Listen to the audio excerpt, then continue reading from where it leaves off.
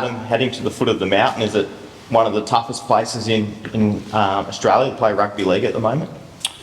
Yeah, it's a hard one to answer. There's a few tough places to play. I reckon our home ground's pretty hard to play. So, mate, the boys aren't daunted by that. We've had some good tussles with Penrith. I felt like we've aimed up against them in the past.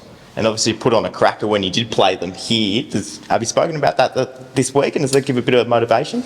No, it certainly doesn't give us any motivation. The motivation is, every week we want to win, whether it's at home or away. And the disappointment of last week, we overcame that pretty quickly. There's enough motivation in the group. We realise where we're at and we need to win games. So that's where the motivation is, not what we did last time. But you'd like to think there's some confidence there.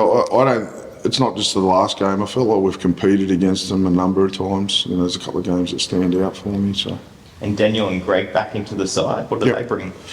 Yeah, look, certainly Greg last week would have been handy in hindsight. I'd like to think he might have grabbed a couple. We left enough tries out there.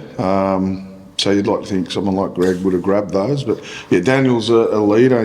He's not only what he gives us in the game, just the presence of having him in the room with his brother Jacob, the Twin Towers, it certainly gives the team confidence when you got those two in there. And you mentioned that may have missed Greg last week. Do you regret that decision in hindsight, or is that it's right. Setting standards? Yeah, short term I do, but it's the right thing long term for the club, and we needed to make it. We stayed consistent to a standard that we'd set last year, and if we're going to get the club to where it needs to be, then it starts with making consistent decisions around that stuff. And it was like for like. It was the same hotel, same city, same incident. So we understood that. We move on pretty quickly. He's back this week. And how's Greg's response to that being at training? Yeah, good. He was great last week. He understood it. He actually said that he respected the group because there was no hypocrisy or whatever, given that Anari and Bradman served that sentence. So he was great, and he trained well against us last week, but there's certainly a spring in his step this week. And when you're taking on a side which has a couple of returning Origin players, do you look at that tactically, maybe trying to keep the ball in longer, trying to play it for 80 minutes, knowing that they may have a lot of fatigue coming off an Origin game? Yeah, you'd like to think, if their guys have made 30-odd tackles on Wednesday night, we'd like to get their tackle count up this week. But we have focused on, being us. I think if you get into too much territory of chasing the opposition or what may be there or whatever, you get yourself wrong. So, but there's an air of confidence. We've trained really well. I've been happy with it. It's on par with what we did the week leading into Broncos. So hopefully that transfers. And on the flip side, Tyson returning, how's he backed up? Yeah, good, really good. He actually, I didn't expect him to do something this morning, but he trained the session with the boys, captain's run, and he's had a couple of massages, been in the pool, and he's ready to go. Did the Queenslanders in the group have any comments for him when he returned? No, I actually didn't hear any of that today. No, I think they're pretty respectful. They understand that Frizz would be disappointed with losing the series, but I didn't hear any of that anyway. Adam, you're 1 point less than you were this time 2 years ago. Actually, 1 point more, I mean. Do you talk to the guys about 2 years ago you were able to turn this around and make the finals? Is that something you've spoken about? No, well, I've sort of got to say I don't look too far back and don't look too far forward. I just try and get today right. But we have looked at the season. We've had some discussions around we can get ourselves on a roll. There's still we're well within reach of playing finals still. So there's no one talking like we can't. Ultimately, we need to. Those 5 or 6 games by 2 points, we need to turn a few of those into wins. And how we do that is just making sure that we have an 80-minute performance. Like last week's first half wasn't acceptable. Our second half was great. The numbers that we threw up in the second half were outstanding. So had you had that across the whole game, some of those 2-point games would be in the bag as wins. So the season's still within our control. I guess beating the premiers on their home turf couldn't be any better way to really springboard your season. Yeah, look, we go down and perform really well. And you're right. The premiers at their home ground is certainly a big challenge, but that would be confidence boosting, for sure. I was going to say, back to Greg, I've seen some stuff written this week that, there might be double standards where Kalen and Kurt Mann didn't seem to get into any strife. Do you have any response to that? Or? Yeah, I think I put it to bed pretty quickly, or I think it got put to bed on Tuesday night or whatever. The double standard would have been had we let Greg play, because it was the same incident, same hotel, same those guys that stood out for a game. So in terms of Kalen and Kurt, well, that's incorrect because Kurt was fined.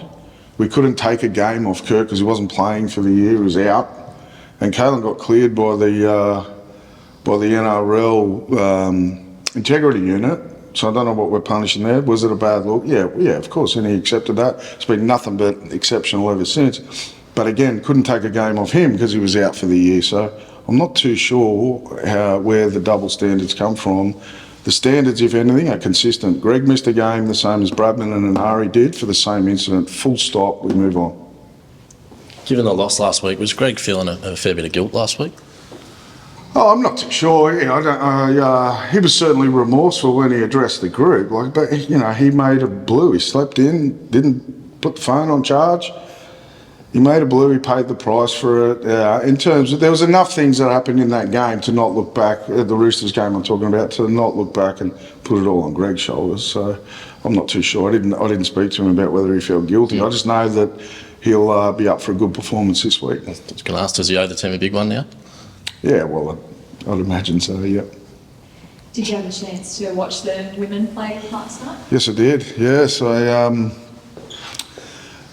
sat up and watched it. I thought it was a much better spectacle than the first one, and given that they've had more time, to prepare, it certainly helped him. I thought it was really tough, the first game with limited preparation, to expect a real high standard. But yeah, I thought our girls, I watched Yasmin and Jess and those girls quite closely, and thought they did a good job.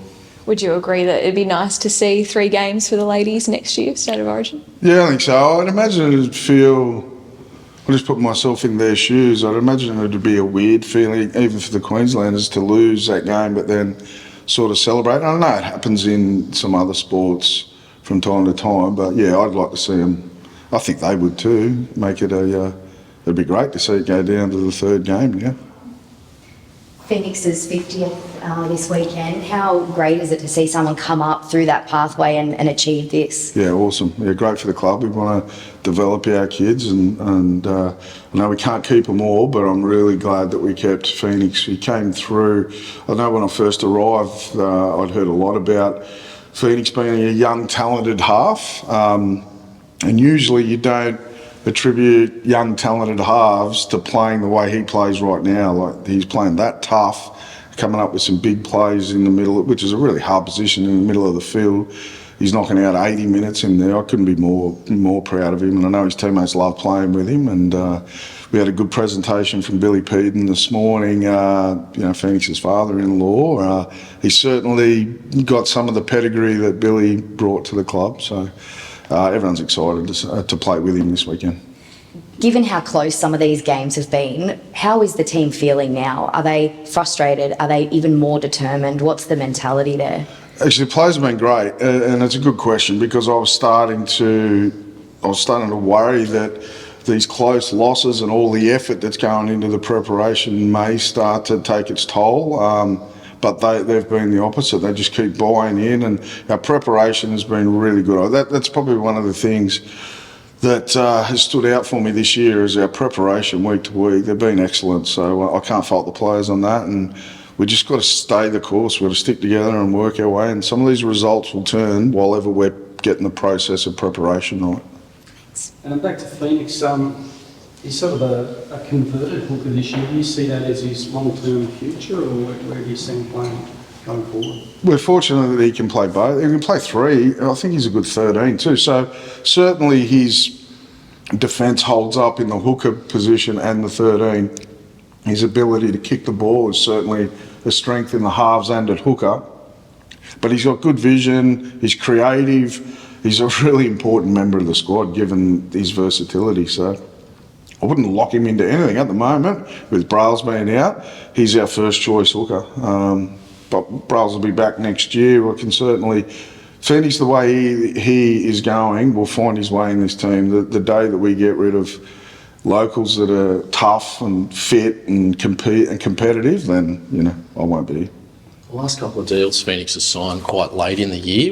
Can you talk us about how close he was to leaving the club? Was he? I don't know. I know he's signed on already for next year, so that's probably a moot point, that one. And with Kalen returning to fullback, is there any consideration of him goal kicking again, or? Yeah, both guys are practicing. They're putting a ton of work in. I know it's a frustration for everybody. And we've even got them onto McDonald Jones in the afternoon when we're playing the games. That's the challenge. It's a pretty hard place to kick a goal at. I know some people have done some good ones over the years in El Masri and Joey and that, but the guys are putting some work in, and they're kicking well all week. And Kalen is in that as well. He's over there. They're all striking him well. Jackson's probably just a touch in front at the moment in consistency, and that's the only thing that we can base picking it on each week is how they're kicking in prep. So Jackson will kick tomorrow?